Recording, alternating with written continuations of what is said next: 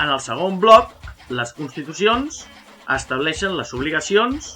drets i llibertats de les persones. La principal obligació de les persones és respectar la llei i les obligacions familiars o vers tercers. Les primeres constitucions fixaren els principis de llibertats individuals i igualtat davant la llei que havien recollit prèviament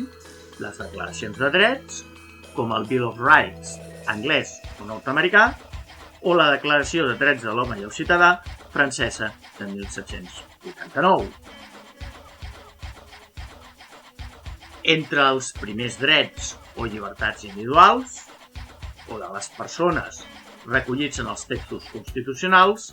cal esmentar la llibertat de moviments personals, la llibertat de pensament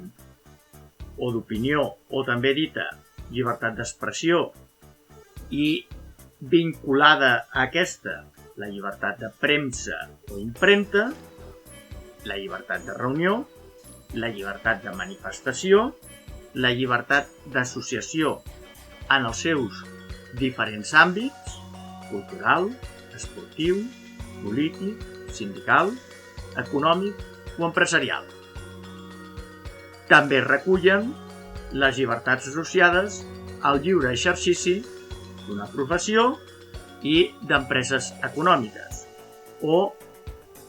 coneguda com a llibertat d'ofici i indústria, el dret de propietat i la llibertat de comerç o lliure compra i vendre de propietats i mercaderies. Sovint també figuren drets com el dret a la seguretat, garantida per l'Estat, o el dret a l'existència, a una feina digna o a l'habitatge,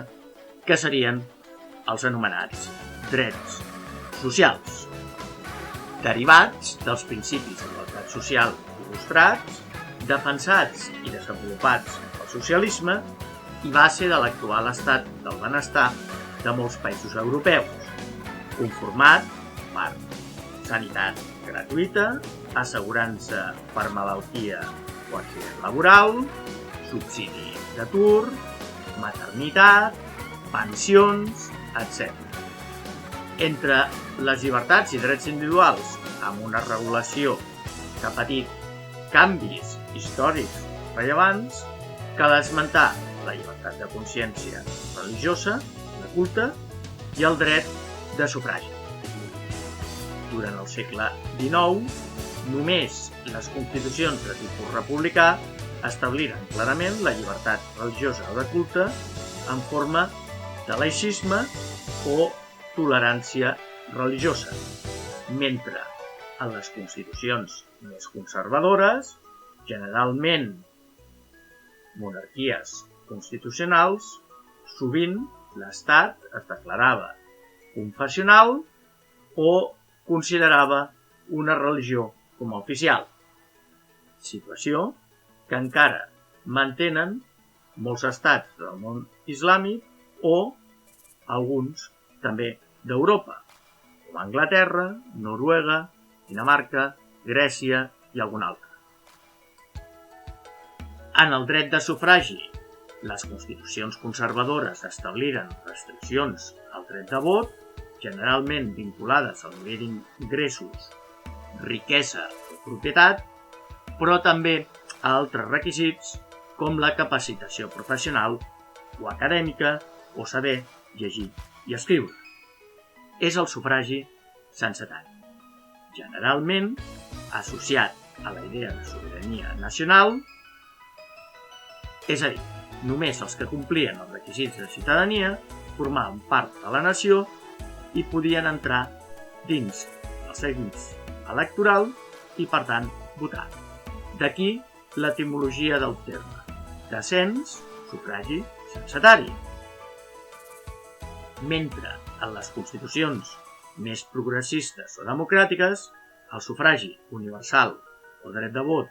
per a tots els homes majors d'edat anava associat al concepte de sobirania popular. Val a dir que el sufragi universal era masculí i que la majoria d'edat eren generalment als 25 anys o, en el millor dels casos, als 23. De fet, votava a primers del segle XX poc més del 25% de la població d'un estat.